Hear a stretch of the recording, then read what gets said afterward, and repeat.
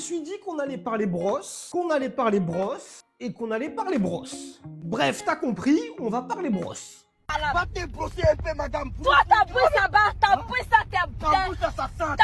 Parce que parfois, ça m'a l'air d'être un petit peu flou pour certains. Dans le lavage automobile, il existe plusieurs types de brosses. Tu as les brosses à poil doux et les brosses à poil dur. Normalement, jusque-là, ça va. Et on va donc commencer par les brosses qui s'adaptent sur la visseuse.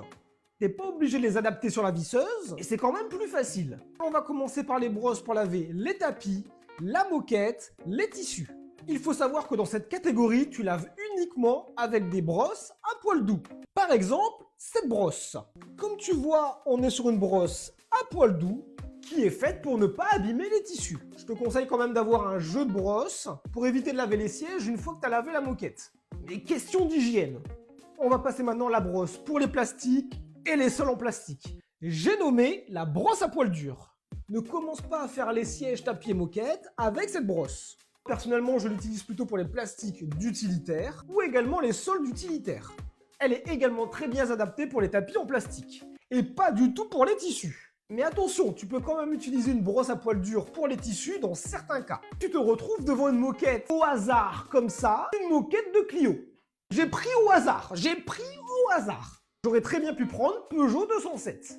Oui, c'est encore française.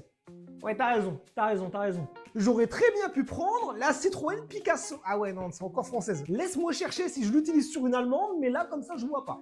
Je vais donc te parler de cette brosse. Là, on est sur une brosse à poil dur. Quand t'as des petits débris qui sont coincés dans la moquette. Spécialité française. Ceci est ma maison que vous voyez derrière là. Pas mal, non? C'est français. Mais attention, on va pas l'utiliser n'importe comment, celle-ci. On va l'adapter sur la visseuse, parce qu'autrement, elle te sert à rien. Tu vas pas l'utiliser de manière verticale. Surtout pas comme ça. Parce que si tu l'utilises mal, tu peux faire un carton sur les tapis et moquettes. Tu vas l'utiliser de manière horizontale. Disons que ma main, c'est le tapis. Et j'ai un petit peu d'imagination. Tu vas donc l'utiliser comme ceci. Elle va te faire sauter tous les petits débris coincés dans la moquette. Et celle-ci, si je ne l'ai pas pour une moquette française, je suis perdu. Celle-ci, j'espère que tu la connais. Si t'es laveur automobile, tu la connais pas, je commence à avoir peur pour toi là.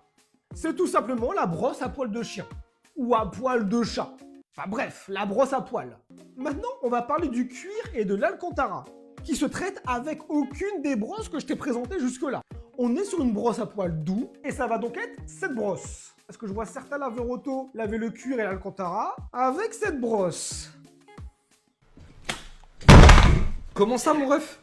On a créé des brosses pour le cuir et l'alcantara avec un poil doux mais différent des textiles. Il faudrait les utiliser. Bon, je pense que maintenant tu es au point au niveau des brosses. Parce que je voyais pas mal d'erreurs sur les réseaux au niveau des brosses et je me suis dit que c'était important